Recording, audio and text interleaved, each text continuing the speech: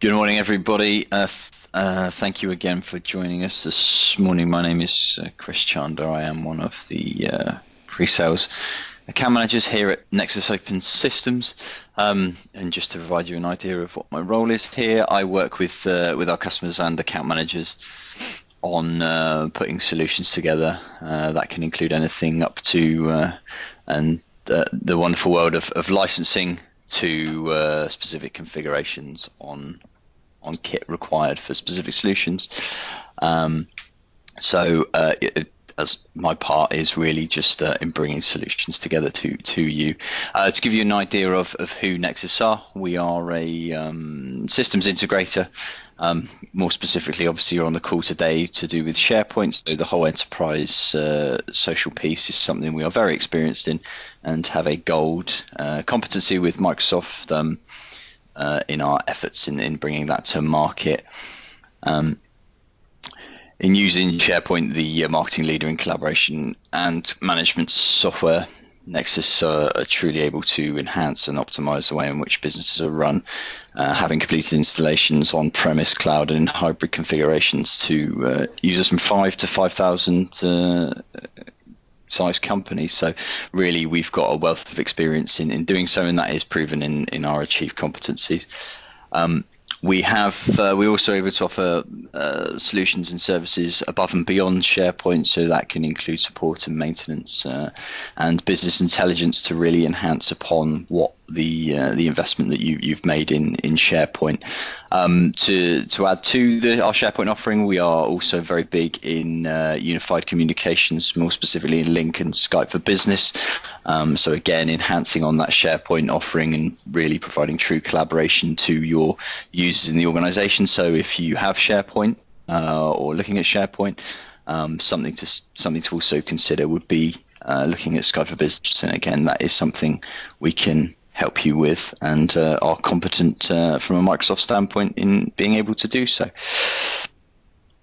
At this point, I think it's probably best to hand over to Adriano, because really that's what you're here to see.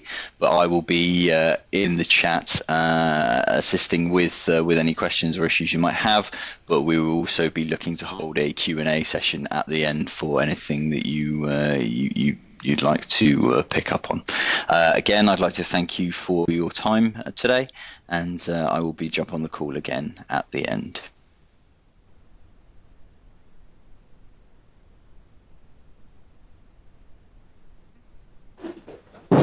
Morning, everybody. Adriano over here, speaking about our Forms and Workflows webinar.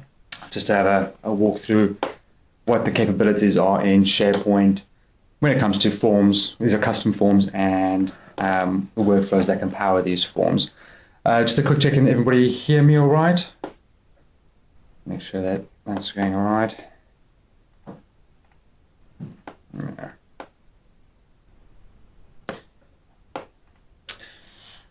Just a little bit about myself. I've been working with Nexus for the last 2 years, technical consultant and SharePoint specialist for Nexus. Being involved with SharePoint itself for about the last 5 years and carrying on going forward, trying to develop SharePoint into useful platforms for all of our clients and customers. I'm generally involved in the whole process from pre-sales and demoing kits down to clients who are interested, to generating an actual business plan, a project plan, and the quote with our sales guys, deploying the actual project either on server or into Office 365, or as in hybrid environments, as Chris mentioned before, right through to training and support at the end. So I'm really part of the whole process and making sure that our clients get the whole experience of the Today we'll be talking about specifically forms and workflows, and one of the questions is, why do we need forms and workflows? This is a bit of an outdated question. I think we're pretty much well into electronic forms, but just to give you an idea of where we've come from, these are basic pointers that used to get highlighted to us, but back in the day, companies used to run around with paper forms that needs to be signed and printed and drafted around the whole company. these pieces of paper would take up a lot of space, a lot of time for people to actually fill them out. And many of these forms would never be used again. Once they were done and dusted and filed, they would just get put away and that would be it. The actual process of getting these forms signed out, so the business logic behind it, was also very much a manual process. Once the paper left the person's desk, it would be very hard to track. There's no accountability for this because there's no visible audit trail. A lot of issues with a lot of people tried tracking things, usually through Excel spreadsheets, once it hands over from one person to another. But there is a lot of scope for something to go wrong and for that document to go missing. A great example of this was one of our previous jobs with the company was a sign-off form for budget. This form needed sometimes to take up to 3 months to take its way around a building because of all the different people that it needed to go through and the amount of times it got lost and redone. And when we implemented a electronic form for that one, that dropped it down from 3 months down to a week. So there's a lot of potential with electronic forms to increase productivity and generally just gain back a lot of man hours that is lost in the process of trying to handle and track manual forms. The solutions we'll be talking through today will be on SharePoint 2013. Electronic forms bring back a lot of time back to us. So with the forms itself, it provides us easy access to these forms because they're stored in structured directories in SharePoint. They become searchable, and we can attach metadata to all these forms. We can extract information from the forms and make those available to our search indexes. Even the text within the forms becomes searchable, so finding information and finding the forms becomes a lot faster and a lot quicker. Cost savings, we're down to physical costs of this because office space, the archiving, man hours and managing and finding the documents, all of that goes right out the window and becomes pretty much handled by SharePoint. Security becomes enforceable, so only people who are allowed to see these documents can be seen by them because of the hierarchy that's in place in SharePoint. And then you also have management policies, which is one of the biggest wins when it comes to electronic forms. The fact that we can actually set these forms out, we can update them with the latest version at any given time, regardless of where they're stored in the SharePoint environment. We can set retention policies. So once a document's been out there for example, a year, the form can then be archived off automatically to a records center. And anything that needs to be updated after a certain amount of time can have a workflow attached to it to do just that and remind whoever is responsible for that form that the form is now out of date and needs to be updated. When it comes to the business logic behind the things, we can automate a lot of that information. We can ensure that the document is always visible. So regardless of what part of the process you're involved in, you can always see exactly where that form is. Because there's no physical form, it can everybody has visibility of that. So with physical forms, it goes out of your hand, you no longer see it. With electronic forms, we can actually see the form at any given time. The form itself never really moves. It's just the workflow logic around it, which is emailing people and telling people what to do with that form, that does the actual the main movement. Full audit trail. So responsibility for the form becomes in total. So whoever has done anything to their form or filled anything to their form, the machine timestamps and all that information gets logged and gets held, and it just gives you a full assurance that the document is always where it's supposed to be, being handled by who it's supposed to be handled by, and can be seen by who it's supposed to be seen.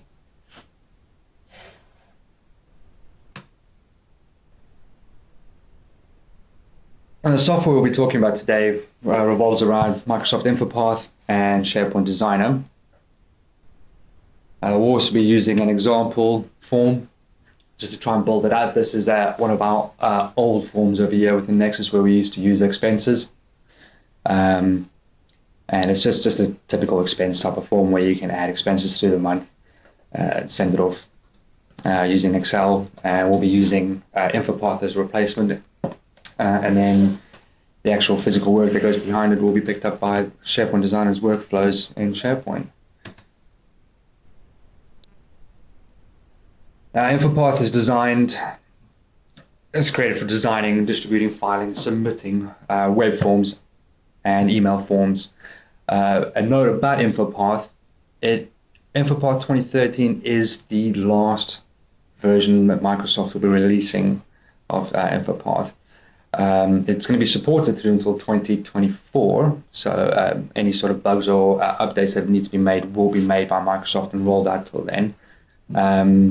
But the actual core functionality of InfoPath will be disseminated into the Office suite.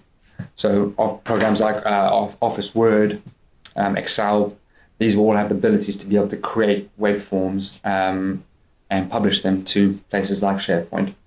Currently, Access, Excel, and Visual Studio do have the ability to create web forms with very similar functionality to InfoPath, but InfoPath is still the main leading way to build SharePoint custom forms.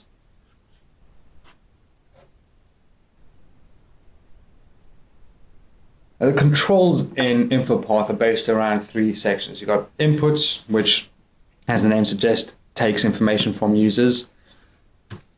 And we've got a full list of the different ones we can use, things like text box, rich text box, so you can use formatting, drop-down lists that you can set, combo boxes and check boxes, dates, people pickers that hook up to the SharePoint's Active Directory or the user profile service, so it can work with that information. There are objects which allow us to provide some functionality in SharePoint, buttons, file attachments, hyperlinks, and then containers, which just bring in ways of organizing the information. I will actually show you a section of a repeating table in a bit. Jumping onto our example, just to give it a bit of basic, here's on top of here. Here's an example of a repeating table. So in Excel, we would have had just the full list of lines going down. In InfoPath, we can drop in a repeating table, which allows users just to add on as they need and see fit. So the form will never be massively sized. You can increase the size of the form as and when the form requires it. We also have the ability to add in areas that can do calculations within the InfoPath form. So as we add in more rows into the repeating table, the totals at the top will actually just automatically total everything up for the user. So same as Excel, it has functions and abilities to calculate in InfoPath. There was also validation and governance that has been applied within InfoPath. Things like formatting, setting types of data. So with just in the text box, you can set the type of information that goes in there. And that can be very, very smart in controlling the data that's coming through. So you don't have different styles of dates that be put in, different types of information. You can enforce the data types to make sure that any sort of information that you're capturing, the data that you're capturing, conforms, which makes it a lot easier to handle and work with in the long run. We can also set rules in InfoPath, things like setting a form to read only. This becomes quite handy when, say for instance, once the form is complete and you want to make sure that no amendments can be made to it after the fact. You can set the form to read only and it'll stay like that in its entirety. We can enforce rules like cannot be blank, so people need to fill in certain sections, conditional actions and conditional formatting, so depending on the type of information gets put in, if it's a yes or a no, it can open up extra fields. And then data validation, which sits with the data type, so we can make sure that the type of information that's going in is the correct information that you want to capture in a form. There's also external data that we can bring up. InfoPath works with all the web services, so we can pull in REST and SOAP information. We can hook it up directly to SharePoint. So once we've deployed it into SharePoint, we can pull up information from SharePoint server and also pull up information from any sort of lists that are located in SharePoint. That becomes quite nice and handy. For instance, if you have a form that's got a drop-down menu in it with a certain set of fields, and you don't want to be able to, we don't want to update the form every time you want to add information into that section of drop-downs, you can actually point it at a list in SharePoint and very quickly and easily update that list, and then the form will always get the updates whenever it's opened up. And then you can also pull information from other data sources like XML files and databases itself. Pretty much anywhere that a Microsoft source can add to or work to, you can pull data from and display it in your InfoPath form. Just jumping back to our example, I'm going to add some formatting to this one over here, so we can see the numbers are being added on. Giving it that there, drop in a people picker, branding. We can set branding in InfoPath, but it is not limited, but it's pretty much as you can do with any sort of Office like Word document. So we can format the text, we can set in tables and images, any sort of custom font styles that have been applied as part of the company can be brought in and used. There are custom page layout templates already in there, and some can be created so you can have you can conform with all your different forms that you're creating. Default custom themes, and then obviously headers and footers. All this information can be added to the form as standard, just like any other sort of Office Suite product.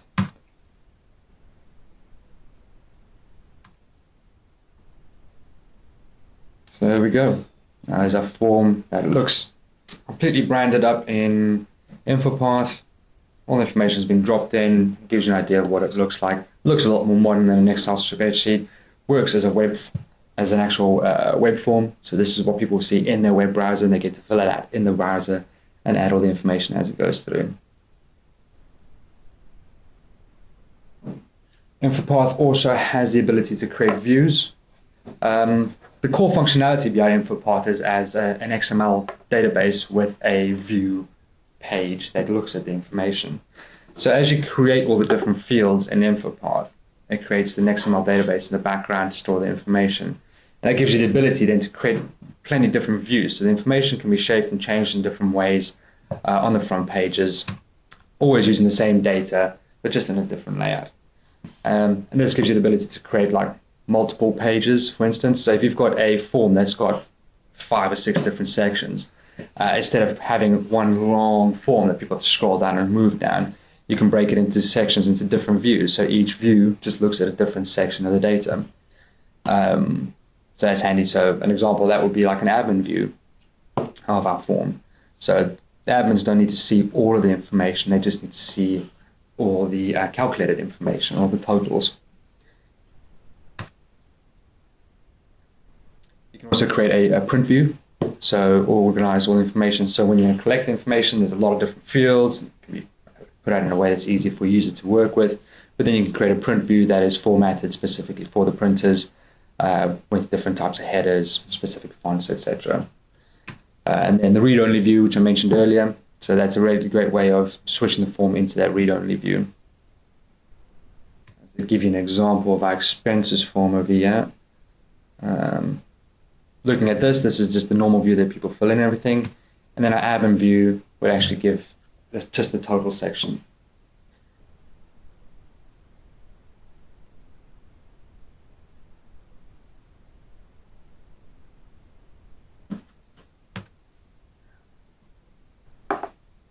When it comes to publishing your actual form to SharePoint, there are 3 different ways of doing it. You can publish it directly into a SharePoint form library. So you can create the library, publish the form into that library, and then people will be able to fill it out in there. This is pretty much used for one-off forms. Type of thing you create once, never really reused again. It's for a very specific type of need that will come through over there. SharePoint content type is the second way of doing it. Generally, we find if there's a need to create a form in InfoPath, it would usually get deployed using as a SharePoint content type.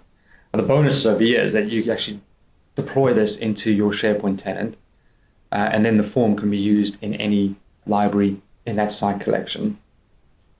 This also means that if you've got, say, several different team subsites, but each team site requires that type of form to be available to that team, the expenses form being a great option. So if you've got, say, 3 different teams, each team fills out their own expenses, but they use the same expenses form. This allows you to deploy the form once. So you publish it once into SharePoint, and then every time you need to update it, you just update it once, update the content type, that disseminates through the rest of SharePoint, and everybody always has the same copy of the form. It also allows you to have a library with multiple types of forms. So we can have a few different content types. So we can have an expenses form, we can have an overtime form, we can have a request form for tools and so forth. All that can be added into the same library because they're all different separate content types, and they can pull out the same information. Last way to drop something in would be the admin approved form. Admin approved forms are forms that use any sort of code or created as templates. They'll only ever be web browser enabled, and it's a forced solution as mentioned on my slide over here. The reason it's forced is because of that code. It does require that an admin approves it and actually allows it to be published. So this is used for anything that's created with Visual Studio and InfoPath. That will be an admin approved form published at.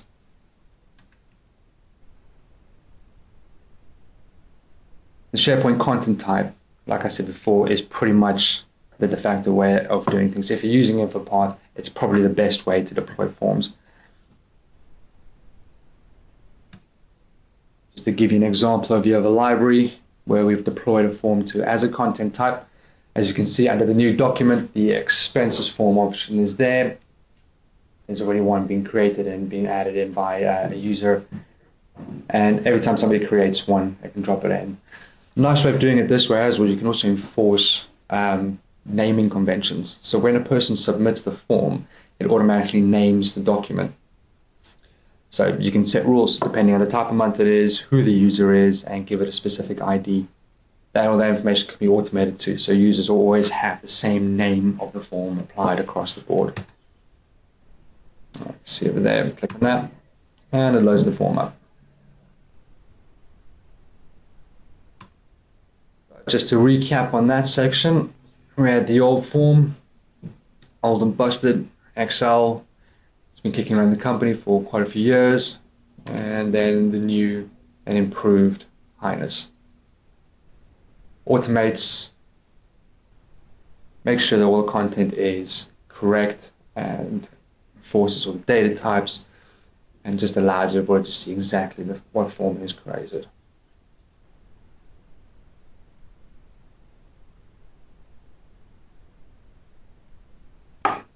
Then on to the business logic section. This is what we'll be looking at next over here. So we have our expenses form, and we want to be able to send this around the business.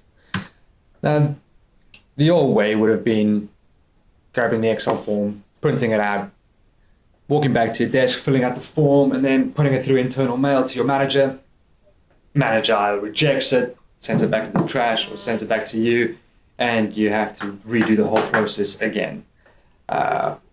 Once you get it back again to your manager, he stamps it with his signature, puts it back into the internal mail, and sends it off to HR to approve. Very manual, a lot of walking, a lot of printing, a lot of waste. Using an electronic form, we can actually build our business logic and workflow around what used to happen.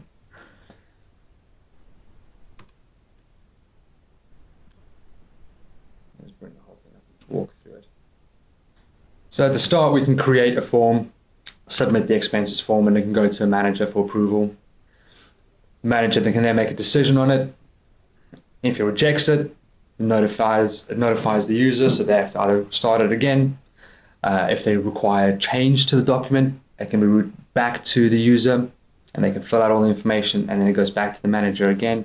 Or if the manager approves it, they can set it to read only, notify HR that the form has been completed. HR can then do their point and set the approval for that.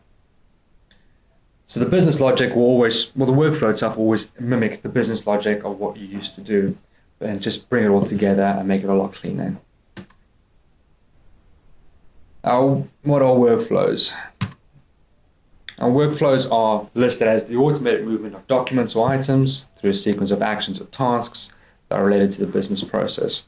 Essentially, it's a quick and easy way of making manual work automatic. We're talking through SharePoint Designer over here on how to set that up. It's used to design and deploy workflows, and the nice thing about SharePoint Designer is that there is what they call no-code application logic. No-code application logic means that you don't have to know any coding behind the point over there. And we have 3 different types of workflows that we can use in SharePoint. There is our list workflow. This is the most common workflow, pretty much specific to a list and cannot be reused. So you create a list.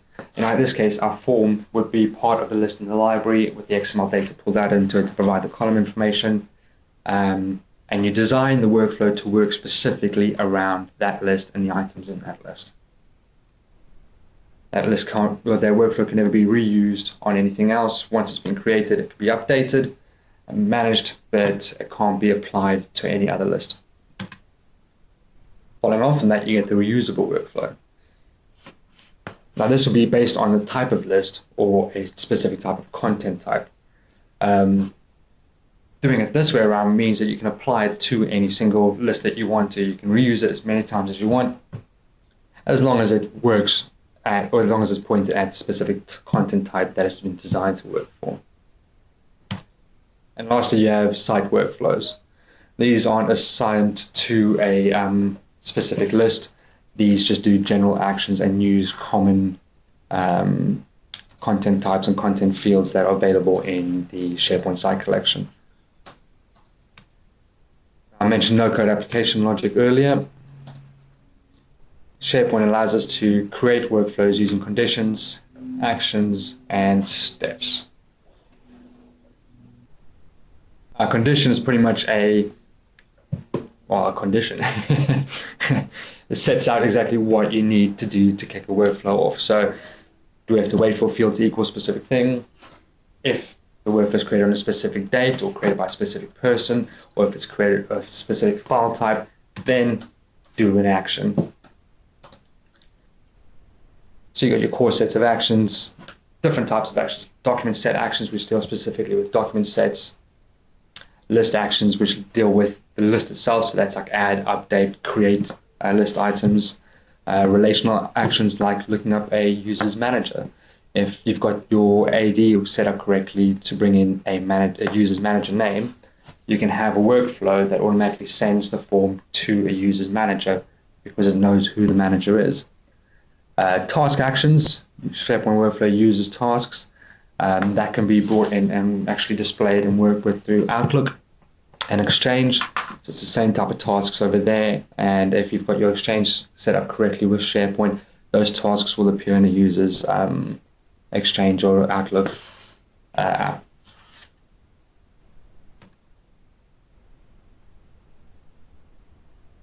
Now, with our example over here, we needed to add just a submit button. That submit button allows us to submit the form through to the workflow itself. We use submit because you also have save available in SharePoint. So, for instance, if a person wants to fill out a document like the expenses form, but only submit it at the end of the month to the workflow, that gives them the ability just to keep adding information, and saving. And then once they're ready, they hit the submit button and then it kicks it off. We have an example of SharePoint Designer in work. I'm going to be workflows over here. And just to give you an idea of what it looks like, there's your start options. So we can allow the workflow to be manually started. Generally set more for people who are very well versed in SharePoint, who have multiple workflows on a list. You can go in through the list item menu and select which workflow you want to kick off. Then for other areas, like for instance this workflow for the expenses form, which start that workflow automatically when the item is created. So start the workflow when this item is created, and then we want it to wait until the button is submitted, and then it'll carry on the rest of the information. You can also set it to start automatically when an item is changed. That's helpful, for instance, when you want to or when you have a library where a lot of people are working on it and you want to be informed or you want to push out information to other users whenever a document is updated or changed. So for instance, if you've got an HR document that you always want to tell people when this document has got new information, has been updated with the latest information from HR, every time HR update that form, the workflow will run and push out a message to everybody.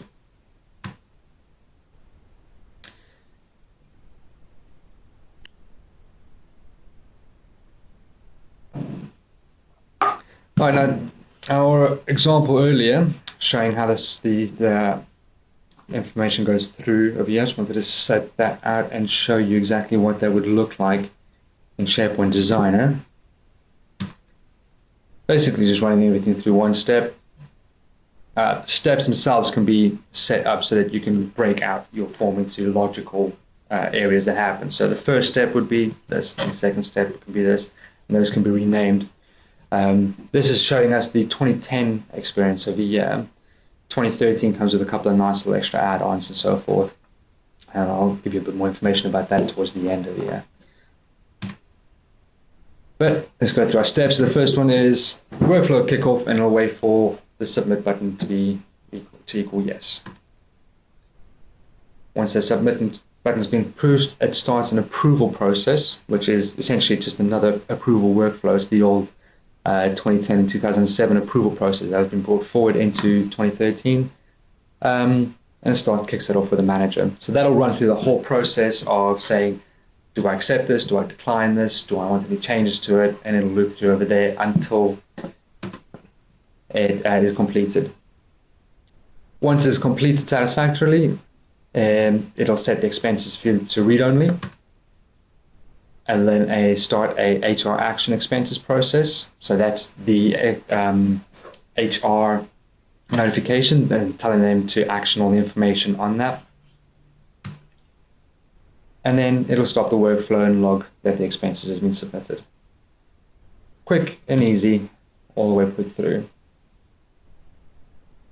Now just running through the recap again over here. We had the old form and the old process, and the new form and the new process. That puts everything together over there.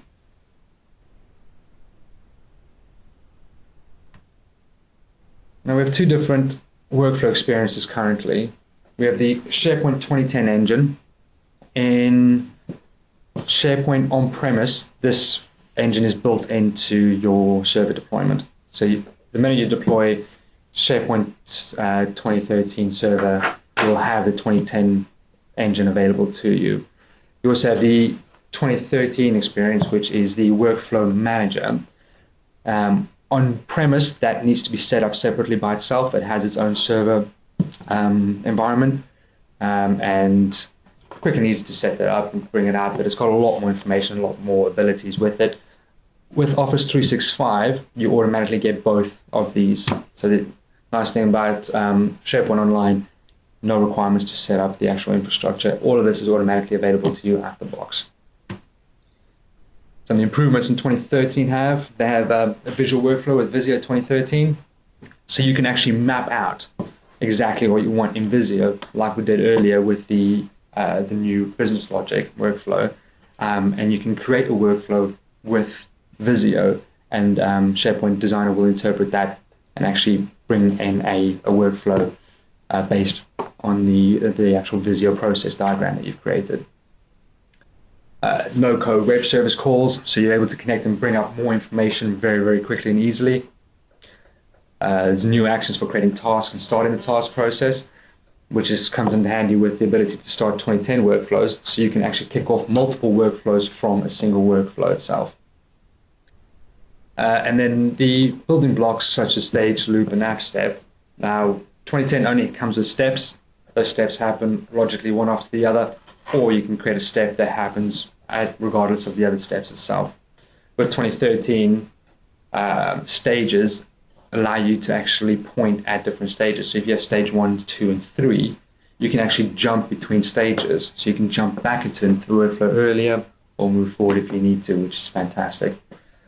Loop, which was very much missed in the 2010 process, you can able to loop through a workflow a certain amount of times or for a certain amount of period.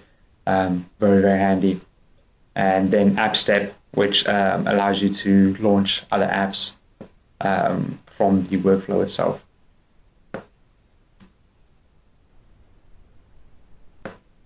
SharePoint 2013. Now, Office 365, it comes standard with all subscriptions.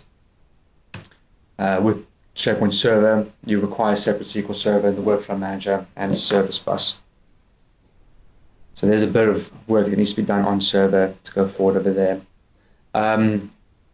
Last week we had the Microsoft Worldwide Partner Conference in Florida, which we were lucky enough to attend to, both I and Chris. And we were looking out for information about SharePoint 2016, specifically the workflow. I know what they're trying to do is amalgamate the whole experience for 2010 and 2013 into one experience for 2016. And so SharePoint Server, there will be a SharePoint Server 2016, so you'll have an on-premise and a cloud version of both. And hopefully we'll be seeing a lot more, because they're doing a lot more work towards the workflows and making it even more easier to do, bring up more logical steps, and get rid of a lot of the older gumph, I think, that was brought forward from 2007 and 2010, making it a lot more streamlined. But that is pretty much our workflow and forms little webinar over here, just to give you guys an overview of what can be done. This is one of our quite common tasks that we do with our clients. So we have set up quite a few of these forms, quite aware of some of the pitfalls and gotchas that sometimes creep out of here. I'm going to pop you back to Chris now, just for a quick chat, and then we can start off our Q&A session that'll and answer any questions you may have.